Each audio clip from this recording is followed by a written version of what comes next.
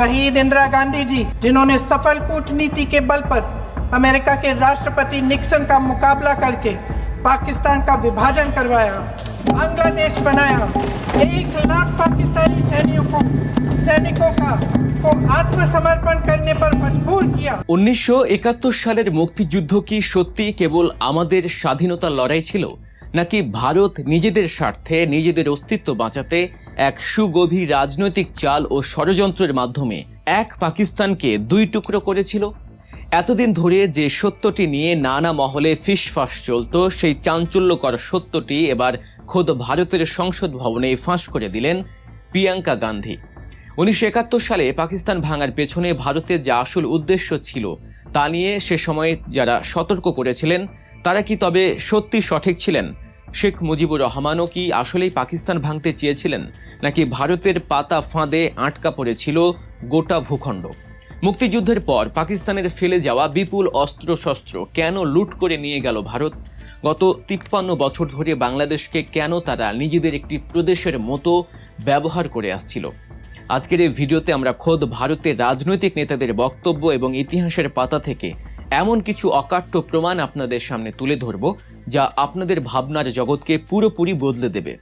ভিডিওটি অত্যন্ত তথ্যবহুল এবং রাজনৈতিক বিশ্লেষণে ভরপুর, তাই পুরো সত্যটি জানতে ভিডিওটি শেষ পর্যন্ত দেখার অনুরোধ রইল।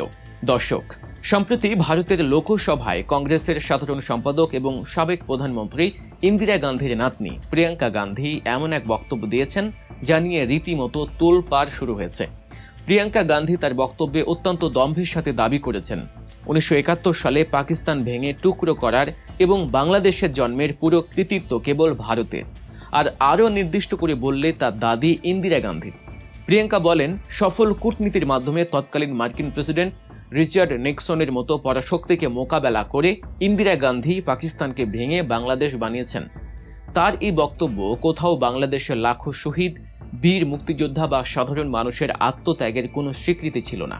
এই বক্তব্য দেওয়ার সময় ভারতের পার্লামেন্টে উপস্থিত কংগ্রেস সদস্যরা যেভাবে টেবিল চাপড়ে উল্লাস প্রকাশ করেছেন তা থেকে একটি বিষয় দিনের আলোর মতো স্পষ্ট: ভারত কখনোই বাংলাদেশকে একটি স্বাধীন ও সার্বভৌম রাষ্ট্র হিসেবে সম্মান করেনি।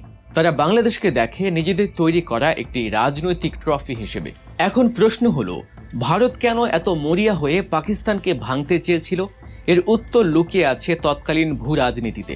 1947 সালে যখন দেশভাগ হয় তখন ভারতের 2 পাশে পূর্বে এবং পশ্চিমে ছিল পাকিস্তান। মাঝখানে ভারত যেন একটি স্যান্ডউইচের মতো চাপে পড়েছিল। যে কোনো যুদ্ধে ভারতের জন্য 2 ফ্রন্টে লড়াই করা ছিল এক প্রকার অসম্ভব। তাই নিজেদের ঘাড়ের উপর থেকে এই চিরস্থায়ী বিপদ সরাতে ভারতের প্রয়োজন ছিল পাকিস্তানকে দুর্বল করা। পূর্ব পাকিস্তানের বাঙালিদের উপর পশ্চিম পাকিস্তানের শাসক গোষ্ঠীর যে বৈষম্য, রাষ্ট্রভাষা নিয়ে তালবাহানা এবং জুলুম চলছিল, ভারত সেই সুযোগটিকেই পুরোপুরি কাজে লাগায়। পূর্ব পাকিস্তানের মানুষের ক্ষোভকে তারা নিজেদের স্বার্থে ব্যবহার করে এক সুদূর প্রসারী ষড়যন্ত্রের জাল বনে। তাদের উদ্দেশ্য কখনোই বাংলাদেশের মানুষকে ভালোবেসে স্বাধীন করা ছিল না। তাদের একমাত্র লক্ষ্য ছিল পাকিস্তানকে দ্বিখণ্ডিত করে ভারতের 2 পাশের চাপ কমানো। আর এতে করে ভারত যে হাঁফ ছেড়ে বেঁচেছে, প্রিয়াঙ্কা গান্ধীর বক্তব্য যেন তারই এক নির্লজ্জ স্বীকারোক্তি। চালাক লোকের জন্য ইশারাই যথেষ্ট। প্রিয়াঙ্কা গান্ধীর এই দম্ভোক্তি আমাদের মনে করিয়ে দেয় 1971 সালের সেই উত্তাল দিনগুলোর কথা। সে সময় বাংলাদেশে এমন একটি রাজনৈতিক পক্ষ ছিল যারা ভারতের এই সুগভীর ষড়যন্ত্র আগে থেকেই আঁচ করতে পেরেছিলেন। জামায়াত ইসলামী এবং তৎকালীন নেতা অধ্যাপক গোলাম আজম সহ যারা সে সময় দেশ ভাঙার বিরোধিতা করেছিলেন, তাদের মূল আশঙ্কা ছিল ভারতের এই আগ্রাসী নীতি নিয়ে। তারা বুঝতে পেরেছিলেন পাকিস্তান ভেঙে গেলে বাংলাদেশ কার্যত ভারতের একটি আশ্রিত বা করদ রাজ্যে পরিণত হবে। ভারতের ফাঁদে পা দিলে এদেশের মানুষের প্রকৃত স্বাধীনতা মিলবে না, বরং এক প্রভুর বদলে আরেক প্রভুর শৃঙ্খলে আবদ্ধ হতে হবে।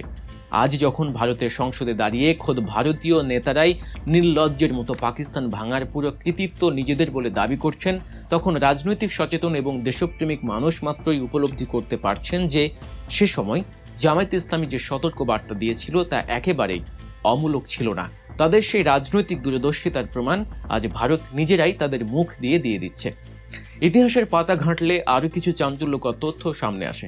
1971 সালের 25শে মার্চ যখন পাকিস্তানের সেনাবাহিনী অপারেশন সার্চ লাইট শুরু করে, তখন শেখ মুজিবুর রহমান স্বাধীনতার ঘোষণা না করে পাকিস্তানি বাহিনীর কাছে আত্মসমর্পণ করেছিলেন। বিভিন্ন ঐতিহাসিক সূত্র ও বিশ্লেষকদের মতে তাকে যখন স্বাধীনতা ঘোষণার চাপ দেওয়া হচ্ছিল, তখন তিনি বলেছিলেন যে তিনি পাকিস্তান ভাঙতে চান না, তিনি পাকিস্তান ভাঙার বিপক্ষে। কিন্তু ভারতের ভূরাজনৈতিক কূটচাল এতই শক্তিশালী ছিল যে পরিস্থিতি এমন এক পর্যায়ে চলে যায় যেখানে যুদ্ধ অনিবার্য হয়ে ওঠে। ভারত তাদের নিজস্ব এজেন্ডা বাস্তবায়নের জন্য পুরো পরিস্থিতিকে এমনভাবে নিয়ন্ত্রণ করে যে দুই পাকিস্তান ভেঙে আলাদা হওয়া ছাড়া আর কোনো উপায় ছিল না। ভারতের এই সাহায্য যে কতটা স্বার্থপর ছিল তার প্রমাণ মেলে যুদ্ধের ঠিক পরপরই। 16ই ডিসেম্বরের বিজয়ের পর পরাজিত পাকিস্তানি সেনাবাহিনী বাংলাদেশে যে বিপুল পরিমাণ অত্যাধুনিক অস্ত্রশস্ত্র, গোলা বারুদ এবং সামরিক সরঞ্জাম ফেলে রেখে গিয়েছিল, তার পুরোটাই ভারতীয় সেনাবাহিনী লুট করে নিজেদের দেশে নিয়ে যায়।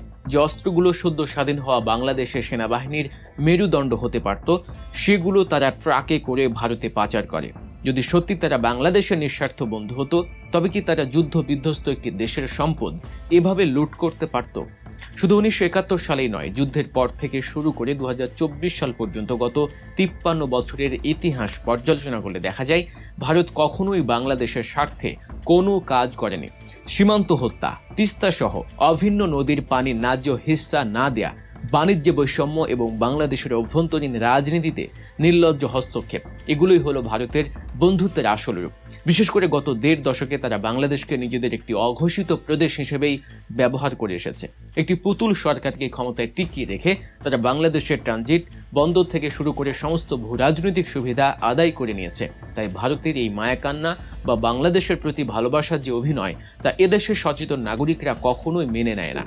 আরেকটি ভয়াবহ তথ্য হলো 1971 সালের 16ই ডিসেম্বরের বিজয়ের সময় তৎকালীন ভারতীয় প্রধানমন্ত্রী ইন্দিরা গান্ধী বলেছিলেন, হাজার সাল কা বদলা লিয়া, অর্থাৎ 11 শতকে মোহাম্মদ বিন কাসিমের সময় থেকে শুরু করে মোঘল আমল পর্যন্ত মুসলমানদের যে শাসনকাল ছিল, পাকিস্তান ভেঙে ভারত নাকি সেই 1000 বছরের মুসলিম শাসনের প্রতিশোধ নিয়েছে।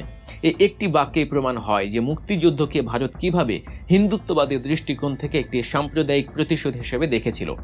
আজ ভারতের বর্তমান প্রধানমন্ত্রী নরেন্দ্র মোদীও রাজনৈতিক ফায়দা লুটতে ইন্দিরা গান্ধীর কৃতিত্বকে স্মরণ করিয়ে দিয়ে বলেন যে 1971 সালে 1 লাখ পাকিস্তানি সৈন্য ভারতের কাছে আত্মসমর্পণ করেছিল। অর্থাৎ মোদী বা প্রিয়াঙ্কা গান্ধী, ভারতের রাজনীতিতে যে দলই ক্ষমতায় থাকুক না কেন, বাংলাদেশের মুক্তিযুদ্ধের ইতিহাসকে তারা কেবল ভারতের সামরিক ও কূটনৈতিক বিজয় হিসেবেই দেখে। অথচ সারা বাংলার মানুষের মুক্তির সংগ্রাম শুরু হয়েছিল বহুকাল আগে। স্বাধীন সুলতানি আমল, তিতুমিরের বাঁশের কেল্লা, ফরাইজি আন্দোলন, সিপাহী বিদ্রোহ, নীলকরদের বিরুদ্ধে লড়াই, 1952 সালের ভাষা আন্দোলন, শত শত বছরের এই রক্তক্ষয়ী সংগ্রামকে পুরোপুরি অস্বীকার করে ভারত আজ বলছে বাংলাদেশ সৃষ্টি নাকি কেবল তাদেরই প্রজেক্ট। ভারতের এই আধিপত্যবাদী বয়ান আমাদের চোখে আঙুল দিয়ে দেখিয়ে দেয় যে তারা কখনোই আমাদের বন্ধু ছিল না। নিজেদের ঘাড়ের কাঁটা দূর করতে তারা আমাদের ব্যবহার করেছে মাত্র। আর এই সত্যটি আজ যখন দিবালোকের মতো স্পষ্ট হয়ে উঠেছে, তখন 1971 সালে ভারতের চক্রান্ত সম্পর্কে যারা সতর্ক করেছিলেন, ইতিহাসের কাঠগড়ায় আজ তাদের অবস্থান নতুন করে মূল্যায়নের দাবি রাখে। দর্শক, ভূরাজনীতির এই জটিল সমীকরণ এবং ভারতের আধিপত্যবাদী নীতি নিয়ে আপনাদের মূল্যবান মতামত কি? আপনি কি মনে করেন যে ভারত নিজেদের স্বার্থেই বাংলাদেশকে ব্যবহার করেছে? কমেন্ট বক্সে আপনার মতামত অবশ্যই জানাবেন। এরকম আরও বস্তুনিষ্ঠ রাজনৈতিক বিশ্লেষণ এবং অজানা তথ্য পেতে গল্প নিউজ চ্যানেলটি সাবস্ক্রাইব করে বেল আইকনটি প্রেস করে রাখুন। দেখা হচ্ছে পরবর্তী ভিডিওতে। আল্লাহ হাফেজ।